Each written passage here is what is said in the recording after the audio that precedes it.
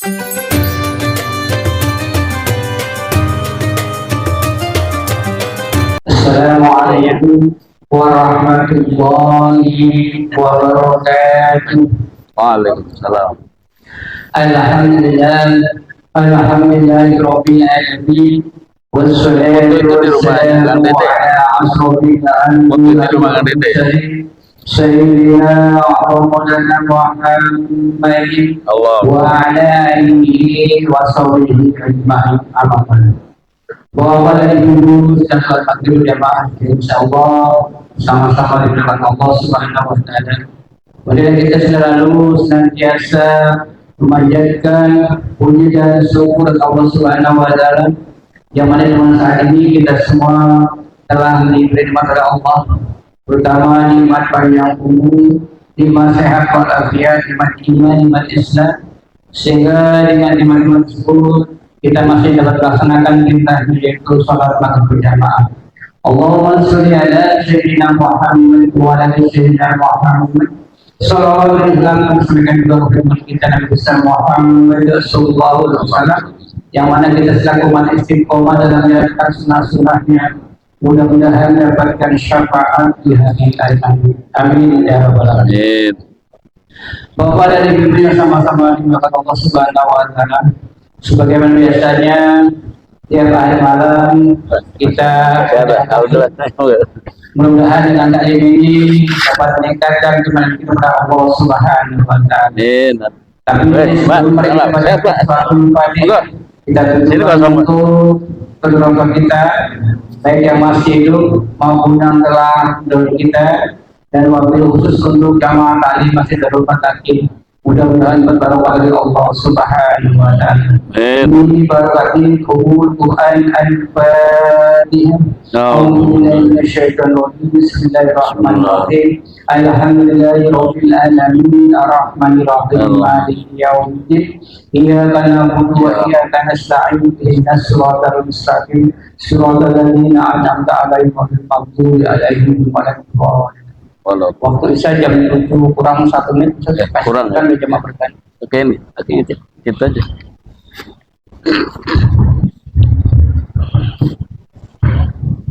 Bismillahirrahmanirrahim. Assalamualaikum warahmatullahi wabarakatuh. Bismillahirrahmanirrahim. Alhamdulillahirabbil alamin wa bihi nasta'inu ala umuri dunya waddin. Wassalatu wassalamu ala asyrafil anbiya'i wal mursalin sayyidina Muhammadin wa ala alihi wa sahbihi ajma'in. Amma ba'd. Qalu subhanaka la ilma lana illa ma 'allamtana innaka antal alimul hakim. Rabbi shrah li sadri wa yassir li amri wahlul 'uqdatam min lisani yafqahu qawli. Bapak-bapak, ibu-ibu hadirin jamaah sholat maghrib isya yang dimuliakan Allah Subhanahu wa taala, terkhusus untuk Ketua DKM Masjid Darul Muttaqin hadir.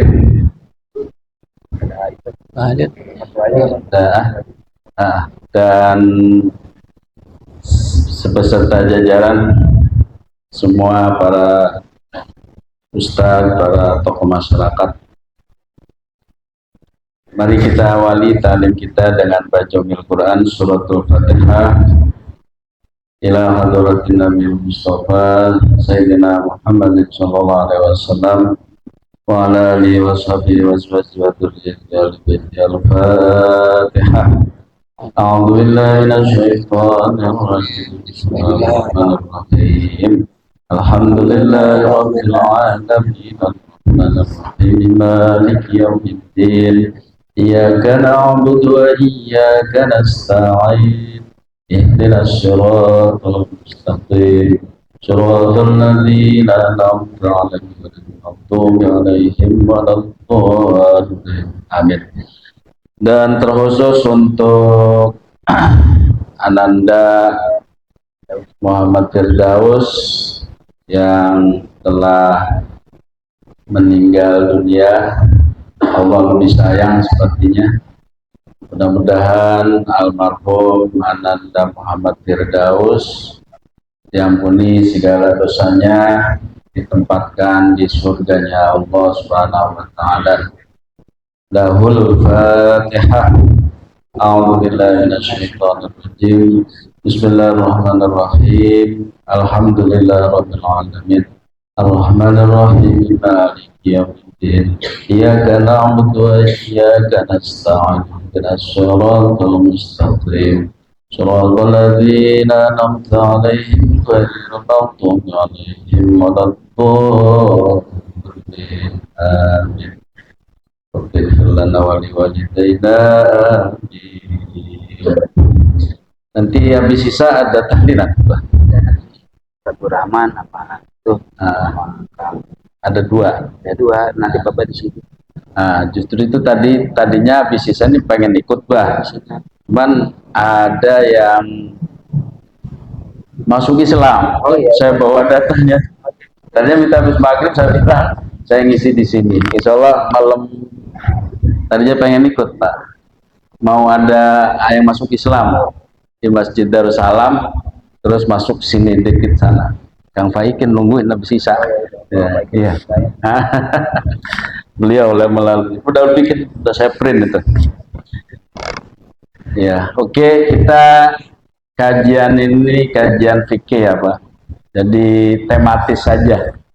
Maksudnya tematis itu bisa saja habis membahas hukum sholat langsung ke hukum jual beli, bisa ke hukum pernikahan. Jadi gitu, ya Pak ya. Yang penting intinya fikih, biar ilmunya langsung kepake, karena ilmu fikih itu ilmu amaliyah, ilmu yang buat kita pakai sehari-hari.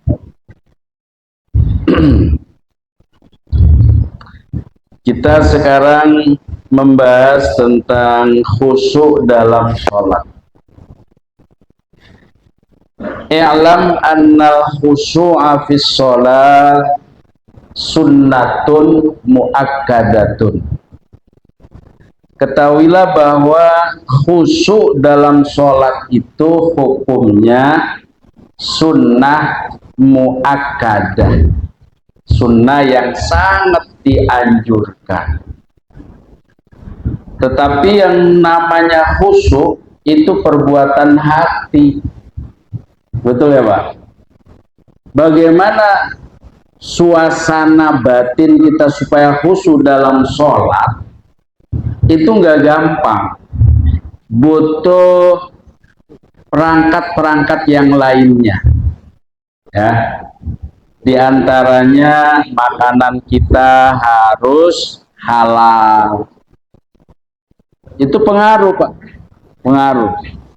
Jadi apa yang kita asumsi ini akan mempengaruhi sholat kita bisa khusyuk atau tidak. Ini ranahnya fikih. Kalau ranahnya tasawuf, hakikat, wajib khusyuk itu. Kalau enggak khusyuk, batal sholatnya. Ya. Kalau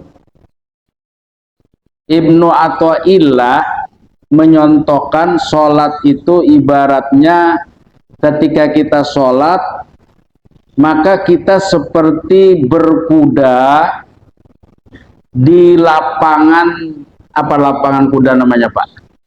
Pacuan. Pacuan. Jadi kalau kita begitu kita sholat, Allahu Akbar, itu seperti kita berkuda di pacuan yang luas begitu. Artinya apa? Di situ semua main. Kita berpacu dengan setan. Ya alladzi waswisu fi sudurin. Berpacu kita di situ, siapa yang menang? Nah, makanya sholat itu kata Nabi ada yang mendapat hanya seperempatnya, ada yang sepertiganya, ada yang seperpuluhnya lah, masih lumayan. Lah kalau dapatnya sepersatu umpamanya, kan kita sholat ingatnya pas takbiratul ihram, masih sah sholatnya. Tapi kalau takbiratul ihram saja lupa, batal sholatnya total secara fikih. Bapak tadi sholat maghrib, ketika takbiratul ihram Bapak lupa, oh tadi saya sholat apa ya, batal, Bapak harus ngulang. Karena minimal khusyuk itu ketika niat itu qasdu bil fi'li muktaronan fi'li, sebuah niat yang dibarengi dengan pekerjaan itu adalah niat. Nah, itu Pak. Ini kalau kajian fikih boleh nggak khusyuk dalam sholat, tetapi minimal ketika takbiratul ihram kita tahu bahwa sholat ini adalah sholat maghrib 3 rakaat, ya minimal qasdu ta'yin dah, maghribnya itu dibawa. Kalau jadi makmum atau tidak. Kalau Bapak saya tanya nih, tadi Bapak sholat maghrib berapa persen ingatnya? Di rakaat pertama apa yang Bapak ingat? Macam-macam kan? Ingat Allah nggak? Paling ingat Bapak habis ini apa gitu kan? Ah, makannya di rumah makan pakai apa nih? Gitu. Ya Pak ya? Ada yang gitu. Tuh, khusyuk dalam sholat itu di dalam fikihnya sunnah muakkadah. Kalau wajib Pak, batal semua kita. Bagus saja sunnah.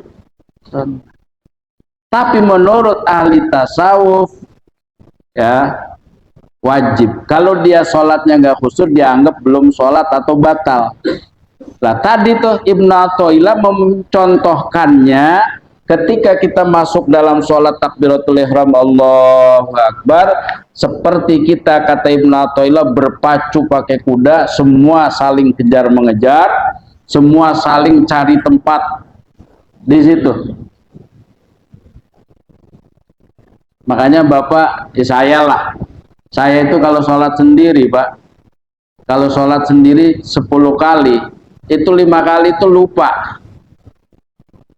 Saya ini kadang udah 3 apa 4 gitu. Saya kadang kesel Pak, saya sampai 3 kali saya ngulang. Pernah saya. Boleh diulang, boleh. Tadi lupa, supaya khusyuk lagi diulang lagi sholat doornya. Kan lumayan, 2 kalinya udah 8 rakaat. Kalau 3 kali ya sama taraweh. Taraweh aja milih yang 8 rakaat ini. Sholat duhur jadi 12 rakaat tuh Pak. Gak apa-apa. Makanya ketika kita lupa rakaat pertama, kedua, rakaat ketiga atau keempat, kita ambil yang sedikit. Lalu ketika sebelum salam sujud apa namanya? Sujud sahwi 2 kali. Pertama sujud sahwi, yang pertama itu kita niatkan untuk nambel yang kita lupa itu. Ya, karena berarti kita kan nggak sempurna, lupa. Ya. Tapi kalau kita antara 3 dengan 4 harus kita ambil 3, ya kan? Kalau lebih boleh gitu. Kalau saya 3 apa 4 ya, ambilnya 3, gitu. Pas dia nambah 1 gitu. Jadi kalau antara 2 sama 3, maka yang diambil kita 2. Kalau 3, 4 yang diambil kita 3. Jangan ini saya udah 3 atau 4. Jadi langsung dia yang keempat aja dah, lumayan. Jadi ngurangin gitu. Nggak boleh. Jadi sujud sahwi itu pertama untuk nambel lupanya kita, yang kedua untuk mencelakakan setan yang menggoda kita. Itu dalam hadis dikatakan ketika sujud 2 kali sujud sahwi, itu setan itu seperti kucing yang kita pegang lehernya lalu kita kusur-kusurkan seperti itu. Sakit nggak kira-kira kucingnya itu? Nah itu setan, wah percuma saya ngegoda orang ini gitu. Tetep katanya saya yang sakit katanya. Jadi kudu sujud. Lupa juga sujud sahwinya. Ada yang gitu. Tenang lagi setan. Ini saya Pak, saya. Tuh makanya sholat itu berjamaah, Saya aja kalau berjamaah jarang lupa. Coba pernah nggak saya lupa? Tanggung jawabnya rasa ada. Ya Ustadz ya, jarang lupa kan antum sholat sini. Kalau di rumah, sini saya tahu apa mah. Banyakan bapak saya kan gitu doang. Ya Pak. Qala Tsauri, nah Imam Tsauri nih. Man lam yahsya fasadat sholatuhu. Kalau Imam Tsauri ini tingkatannya makom tasawuf, makom hakikat. Kata Imam Tsauri, siapa yang tidak khusyuk maka batal sholatnya. Khusyuk itu bagaimana? Ada orang belajar sholat khusyuk selama 40 tahun merasa belum berhasil. Bapak sudah pernah nggak latihan sholat khusyuk? Kursus, ya kan? 3 hari 3 malam kursus supaya sholat khusyuk, belum pernah tuh. Ada sholat taraweh malah dicari yang sedikit, yang ngebut lagi. Nah itu. Ya Allah, padahal sholat itu tempat kita bermunajat kepada Allah. Bapak punya pacar, ketemu, pengen lama apa sedekat? Pengen lama apa pengen cepat itu? Pengen lama kan? Pengen lama ngobrolnya gitu sama pacar kan? Kalau kita sudah merasa cinta dengan Allah, ya, maka sholat itu betul-betul sebagai sarana buat kita bermunajat. Maka dari bacaan perbacaan itu harus betul-betul kita renungin, kita hayatin. Ya, qala Nabi sallallahu alaihi wasallam. Rasulullah bersabda, man shalla rakaataini, siapa yang sholat 2 rakaat, walam yuhaddis nafsahu fihima bisyai'in minad dunya, dan dia tidak ngomong-ngomong di dirinya itu di nafsinya itu enggak menyinggung soal dunia di dalam sholat 2 rakaat ini, khusyuk, ghufira lahu ma taqaddama min dambi, maka dosanya akan diampuni, dosa yang lalunya. Gampang Pak, sholat 2 rakaat itu bisa merontokkan dosa kita kalau sholatnya khusyuk. Kata Nabi, siapa sholat 2 rakaat, berarti sholat sunnah ya Pak ya, lalu di hatinya enggak ada nyinggung-nyinggung soal duniawi, dari takbiratul ihram sampai salam selalu ingat Allah melalui bacaan itu. Bismillahirrahmanirrahim, dengan nama Allah yang Maha Pengasih lagi Maha Penyayang. Terus kita resapin kasih sayangnya Allah, ya, Maha Rahmannya Allah, kita resapin, ya. Terus ketika ruku nggak ada yang diingat kecuali bacaan ruku itu. Subhana rabbiyal, apa bacaan ruku Pak? Subhana rabbiyal azim wa bihamdihi, apa artinya Pak? Terus tahu nggak? Maha suci Allah yang maha agung. Hanya Allah yang maha agung. Kalau kita pengen jadi agung, pengen jadi mulia, minta sama Allah. Sami Allahu liman hamida, Allah mendengarkan orang yang memujinya. Selalu, setiap, makanya sholat itu enggak setiap sholat cepat itu salah, ya. Makanya dulu ada wali itu kalau sholat cepat gitu Pak, pas ditanya kenapa wali sholatnya cepet banget, biar setannya nggak sempet ngegoda. Ada yang kayak gitu. Coba apa umpamanya sholat Allah Bismillahirrahmanirrahim, alhamdulillahirabbil alamin, arrahmanirrahim, maliki yaumiddin, iyyaka na'budu wa iyyaka nasta'in, ihdinas siratal mustaqim, siratal ladzina an'amta 'alaihim ghairil maghdubi 'alaihim waladdallin, amin. Bismillahirrahmanirrahim, inna a'tainaka al-kautsar fasholli li rabbika wanhar, inna syani'aka wal abtar, Allahu akbar, subhanarabbil azim. Kira-kira kapan setan masuk ke godanya itu? Hah? Tapi kalau udah takbir Allah baru udah gitu imamnya panjang. Udah kita kemana-mana. Ini siapa sih imamnya gitu kan? Tandain itu. Besoknya lagi dia imam orang katanya. Gimana mau khusyuk? Ya Allah. Jadi kata Nabi, perbarui. Jadi bagaimana? Yang penting sholat itu khusyuk dan banyak. Kalau suruh milih, banyak enggak khusyuk, sedikit khusyuk. Bagus mana? Banyak. Bagus sedikit khusyuk. Ya kalau banyak khusyuk mah bukan pilihan itu Pak ya. Itu ideal itu namanya Pak. Hah? Mendingan sedikit khusyuk. Terawih di sini berapa rakaat? 23. 23. Enggak khusyuk. Biar khusyuk 8 aja. Ya alasan itu.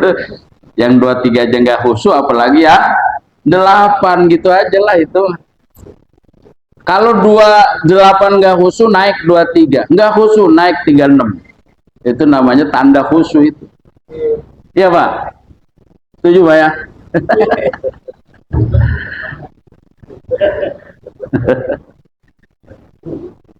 Kita ini belum menikmatin sholat, begitu aja kesimpulan. Karena sholat itu masih kepaksa. Rasulullah itu Pak sedikit-sedikit sholat. Sholatnya nggak sedikit. Rasulullah tuh kalau sholat kakinya sampai bengkak. Nah, kita juga jamaah Darul Mutakin bengkak juga tuh kakinya. Asam urat. Ya Allah.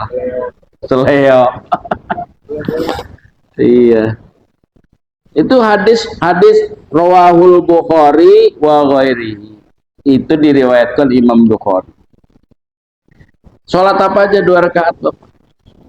Coba Bapak caranya bagaimana? Ini cari metodenya Pak. Ya pertama kita concern kepada bacaan itu Pak. Makanya sholat itu ketika kita mau memulai, pastikan niat kita benar. Ini sholat maghrib. Makanya orang-orang ahli sunnah wal jamaah, guru-guru kita dulu mengajarkan pakai usolli. Maksudnya apa? Supaya minimal ngingetin. Ini pakai haram aja. Pakai bid'ah, usolli bid'ah. Itu awalnya supaya ngebantu hati. Kita udah usolli aja hatinya masih kemana-mana, iya kan? Apalagi langsung Allahu Akbar. Ditanya sholat apa tadi? Ya udah yang penting sholat. Lah nggak sah, nggak sah Mas, nggak sah kalau nggak ada niatnya. Innamal a'malu binniyati. Wa qad warada anna man tawaddoa kama umira wa shalla kama umira ghufira lahu ma taqaddama min amali. Jadi ada hadis juga dikatakan bahwa siapa yang wudunya sesuai yang Rasulullah perintah, siapa yang sholatnya sesuai yang diperintah oleh Rasulullah, maka akan diampuni dosa yang lalu. Hadis riwayat An-Nasa'i. Oleh karena itu kalau kita mau sholat, kosongkan hati kita dari semua sawagil, dari semua kesibukan-kesibukan dunia. Mustahdiran haibata maulika, lalu hadirkan kehebatan Allah, kemahahebatan Allah. Ya, hadirkan itu. Muta'ammilan fi ma taqra'uhu, sambil merenungi bacaan-bacaan salat, mulahidan inda kulli khitab, mengawasi setiap ada khitab. Khitab itu seperti iyaka, hanya kepadamu, itu namanya khitab tuh Pak. Khitab itu ketika kita berkomunikasi maksudnya. Perhatikan itu. Ya, jadi ketika kita sudah ambil air wudhu, ingat wudhunya sesuai dengan ajaran Nabi. Lalu sholatnya sesuai ajaran Nabi.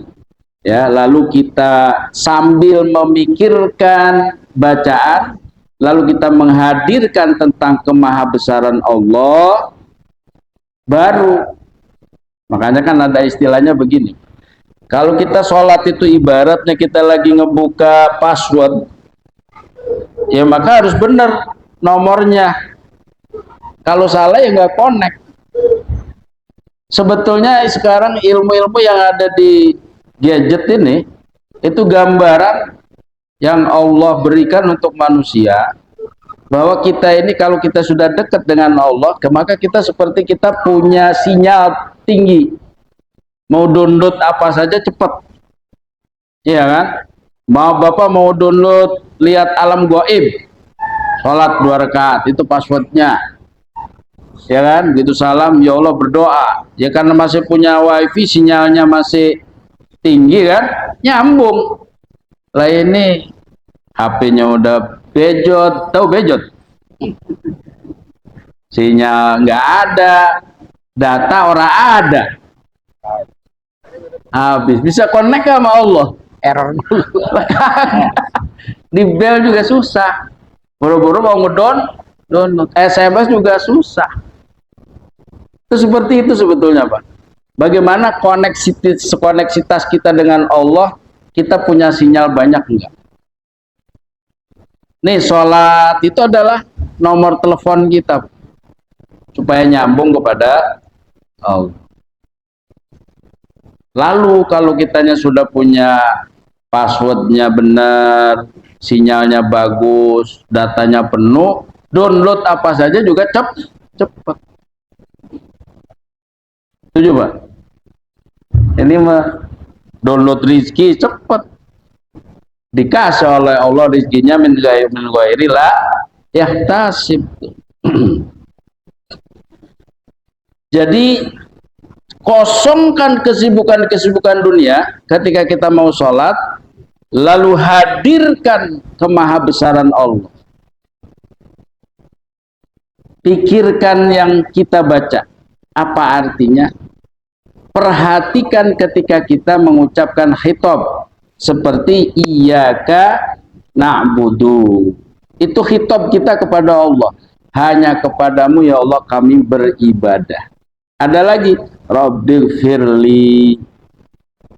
Sholat itu beda-beda nggak bacaannya, Pak? Sama, Pak.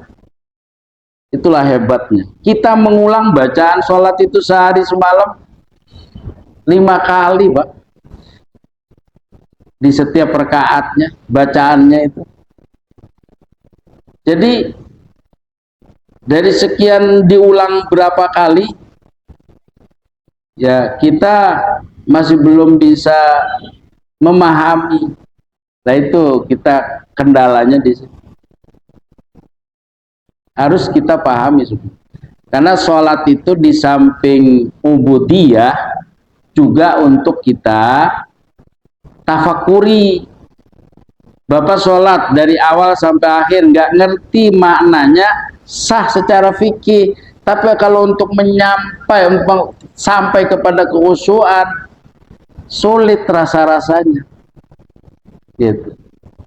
Maka kita harus memahami dari bacaan.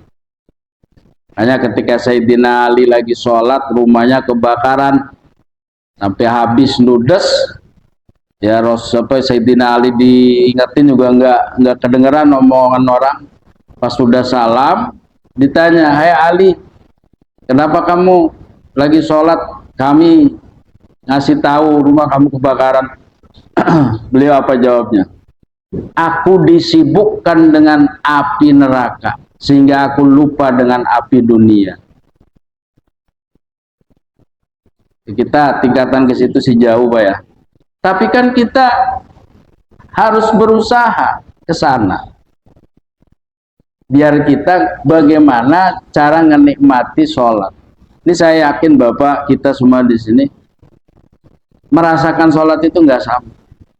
Ada yang merasanya enak, ada yang merasa berat, ngebaca aja.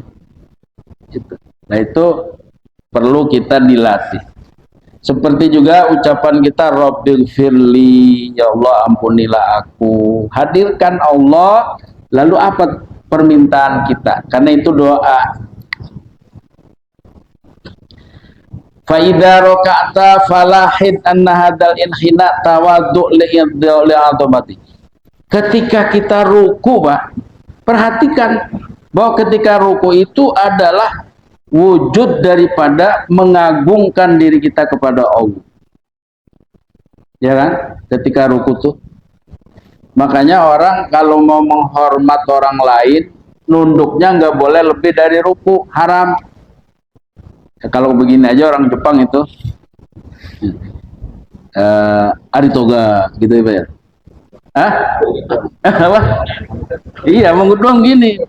Nggak apa-apa. Jangan sampai lebih ruku, haram, Pak. Amitabha apa? Arigato. Arigato gozaimasu gitu. Tahu Mas. Enggak boleh. Tapi kalau sekedar ada presiden lewat, enggak apa-apa. Tapi kalau nggak lewatin ruku, enggak boleh. Haram ya.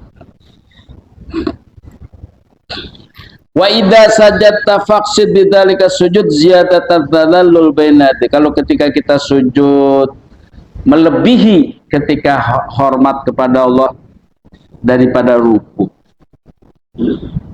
Dan terus-menerus dalam sholat itu kita menghadirkan hati sampai salam. Makanya begini, Pak. Sholat nanti sholat isya nih, Pak ya. 4 rakaat. Bapak coba bisa nggak konsentrasi 1 rakaat aja dulu? Nggak bisa, Pak. Belum bisa kan? Kita coba. Kita coba. Hah? Kita coba. Itu pasti godaannya datang, Pak. Jadi sebetulnya kalau Bapak pengen mengetahui bagaimana sih setan itu menggoda kita dalam sholat itu. Ketika kita baca, pasti dia datang. Ketika lagi kita memperhatiin, ada aja di pikiran kita, Pak. Kadang-kadang yang dipikirin kita ibadah juga. Kata setan, wah, dipikirin soal dunia gak mempan nih. Digoda. Ntar kamu habis sholat, yang bagus baca surat ini ya. Gitu. Ada yang kayak gitu. Pokoknya gak diem aja.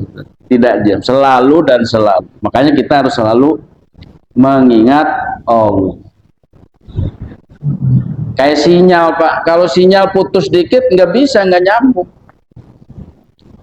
Sholat 4 rakaat, kata Allah yang nyambung kamu cuma setengah rakaat. Bisa jadi itu. Sisanya blank. Ya Allah. Wa idza, kalau memang udah seperti itu, ya, hukia diceritakan. An Zainal Abidin, dari Imam Zainal Abidin. Imam Zainal Abidin itu bapaknya siapa? Hasan Husin. Anaknya Rasulullah itu siapa, Pak? Siti Fatimah. Yang nurunin itu cuma Siti Fatimah. Siti Fatimah nikah dengan Sayyidina Ali. Dapat anak 2, ada yang bilang 3, ada yang bilang Hasan, Husin, Muhsin, ada yang bilang 3. Tapi yang masyhur 2, Hasan dan Husin. Dari Husin ini, Imam Husin punya anak Imam Zainal Abidin, punya anak Ja'far Shodiq, Muhammad Bakir, ya kan? Terus sampai ketemu Ahmad bin Isa. Nah, ke-7 apa ke-6 dari Sayyidina Ali punya anak Ahmad bin Isa. Ahmad bin Isa punya anak 3, Muhammad, Hasan dan Husin. Muhammad, Ali, Husin, 3 anaknya. Jadi Ahmad Muhajir punya anak berapa, Pak? Muhammad, Ali dan Husin.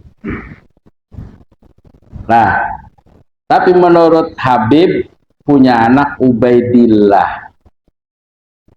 Tuh, Pak. Ubaidillah ini menurut penelitian Imam Al-Kiai Imad tidak ada. Nah, ini yang lagi ramai itu di sini, Pak. Di sini. Tadi Zainal Abidin ini apa maksudnya dari situ? Ceritakan. Imam Zainal Abidin diceritakan ketika dia wudhu isfarro launuhu, langsung dia isfarro itu apa ya, merah kuning, apa tuh tanda marah itu apa Pak? Tanda kayak kayak emosi itu merona gitu ya, seperti itu, merona itu wajahnya merona setiap wudhu. Launuhu ya, isfarro launuhu, dia berubah warna. Wa idza qama ila shalah akhadatu raqtah, ketika dia sudah mulai sholat datang rasa menderedeg gitu ya. Faqila lahu malaka, akhirnya ditanya, wahai Zainal Abidin, kenapa kamu setiap habis wudhu berubah wajah kamu, dan setiap kamu sholat seolah-olah kamu mendapat ro'da. Ro'da itu kayak getaran yang ini. Ada nggak orang mau sholat itu duduk kayak takutan kayak apa gitu ya, seperti itu. Ketika ditanya, apa jawabnya? Waihakum atadaruna baina yadai man min aqwamin. Atadaruna baina yadayya baina yaday man akumu. Jawaban Zainal Abidin, kamu apa enggak tahu di hadapan saya yang saya berdiri ini siapa? Ya kalau Bapak umpamanya dihadapkan dengan presiden aja kan pasti kita berubah ya, bawaan kita, apanya kita itu, dengan seperti kita menghadap lurah, beda itu ya. Kata Zainal Abidin, kamu nggak tahu sih yang di depan saya itu siapa? Waliman uridu an unaji, dan saya mau bicara sama siapa gitu kira-kira. Wa annahu waqa'a harikun fi baiti wa wasajid faj'alu yakunu lahu ya benar Rasulullah annar ini terjadi Mas Zainal Abidin ketika di rumahnya kebakaran, dia dalam keadaan sujud, semua berteriak, wahai cucu Rasulullah, ada api, rumahmu kebakaran. Fama rafa'a ra'sahu, dia tidak mau mengangkat kepalanya. Faqila lahu fidzalika, maka dikatakan, yaitu tadi, alhatni anha annarul kubro, saya enggak mendengar teriakan kalian karena saya lagi sibuk memikirkan api neraka. Gitu loh Pak. Masya Allah Pak ya. Bagaimana pertanyaannya buat kita supaya kita sampai ke situ, sholat itu betul-betul khusyuk ya. Kalau perlu kita latihan ya. Latihannya itu dari mulai di luar sholat. Apa latihannya? Bapak dites satu persatu, artiin satu rakaat itu artinya. Mau? Ya Bapak sendiri yang ngetes ya. Umpamanya bacaan Rabbi firli wali walidayya, Rabbi firli warhamni wajuburni warfa'ni warzukni wahdini wa'afini wa'afani. Itu kebutuhan kita ada semua di situ Pak.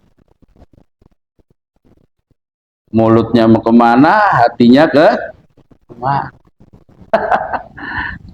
Dijaga sembung bawah tolong. Itu permasalahannya buat kita.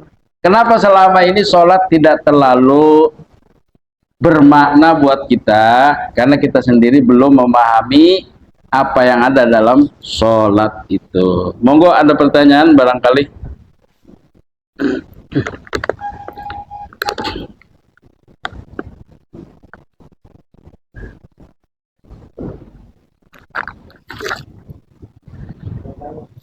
Ada, makanya ada istilah kalau kita sholat, anggaplah kita melihat Allah. Kalau nggak bisa, anggaplah kita dilihat oleh Allah. Kalau kita melihat Allah, berarti Allah itu objek buat kita. Kalau kita merasa dilihat oleh Allah, berarti Allah subjek. Tinggian mana? Ya tinggian kita melihat Allah.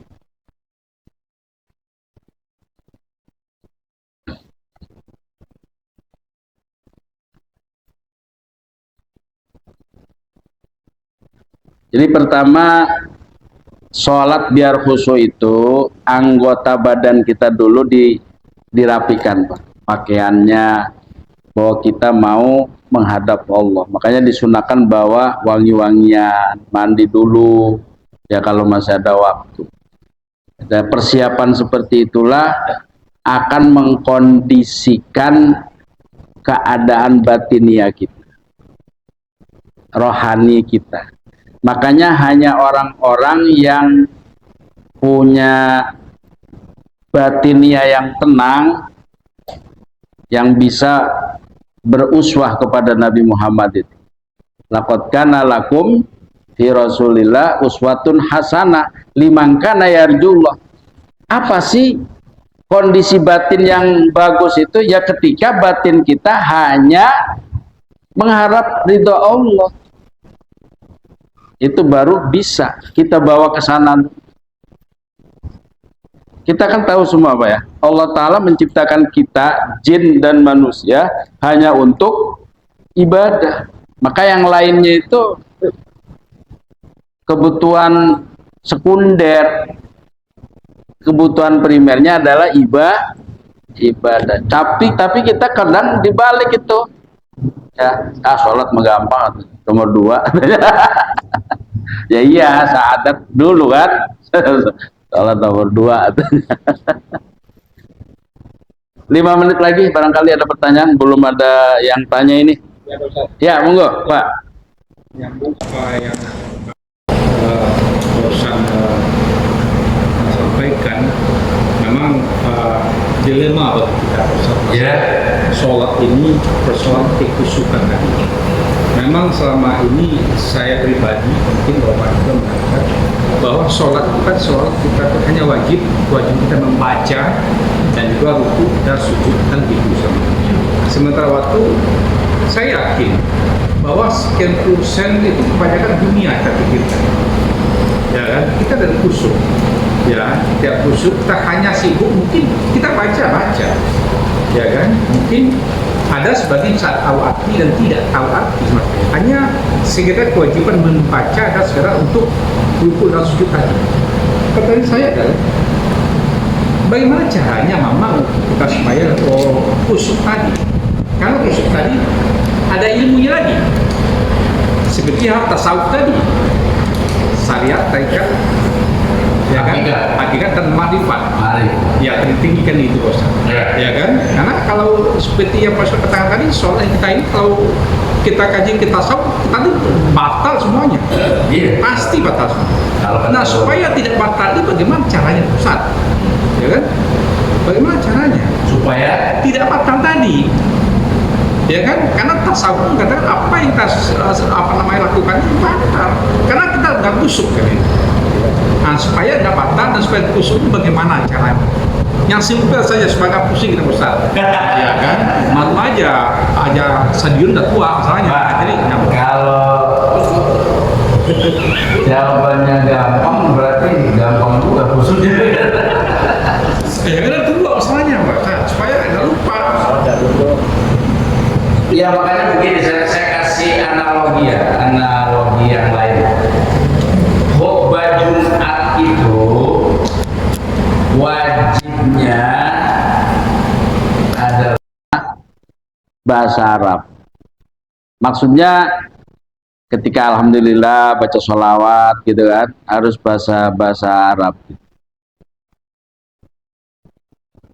Isi khutbah Jumat itu Kiai saya menjelaskan tidak harus jamaah paham secara detail, nggak wajib. Yang diharuskan jamaahnya itu memahami bahwa khutbah Jumat itu isinya nasihat, titik. Hanya sebatas itu wajibnya. Nggak usah, tadi khotib itu membawakan tema AIU Babibu, nggak wajib. Wajibnya itu meyakini bahwa khutbah Jumat itu isinya nasihat, bukan menghujat. Menghujat. Iya. Itu Pak kewajibannya. Ya, sholat sama khutbah Jumat sama-sama wajib. Makanya ketika orang sholat jangankan ngerti, bener aja orang, bener, iya kan? Ada masih banyak yang bacaannya iya kan, nggak ada tasdidnya, gitu kan? Lam kalau do-nya diganti dengan jo, malah jolin, masih ada. Bagaimana mau memahaminya? Jadi tingkatan-tingkatan itu tentu harus diperhatiin. Jadi kalau jawabannya simpel ya repot jadinya. Ya kalau mau yang simpel ya tadi, ya udah, sholat itu hanya bentuk pengabdian, ketaatan kepada Allah. Tapi harus dengan syarat-syarat kayak khotib Jumat tadi. Kalau yang mendengarkan nggak wajib paham, tapi khotibnya wajib baca syarat rukunnya, gitu loh Pak. Jadi ya sudah, sekarang yang penting sholat lebih diperbaiki, wudhunya lebih hati-hati. Yang tadinya wudhu nggak sampai sini basuh airnya tuh Pak. Nah itu yang penting itu dulu tuh. Makanya kata Nabi, siapa yang wudhunya seperti wudhu yang diperintahkan Rasulullah, sholatnya seperti yang diperintah Rasulullah, diampuni dosa 2 rakaat aja, diampuni dosa kita Pak. Amin ya robbal. Yaudah kita mulai saja. Itu semua kan Bapak bisa pelajari. Apalagi sekarang ada Google, ada apa gitu kan, guru di mana-mana bisa tanya. Intinya walaupun hanya 0,1% sudah benar, sudah syukur ya. Syukur.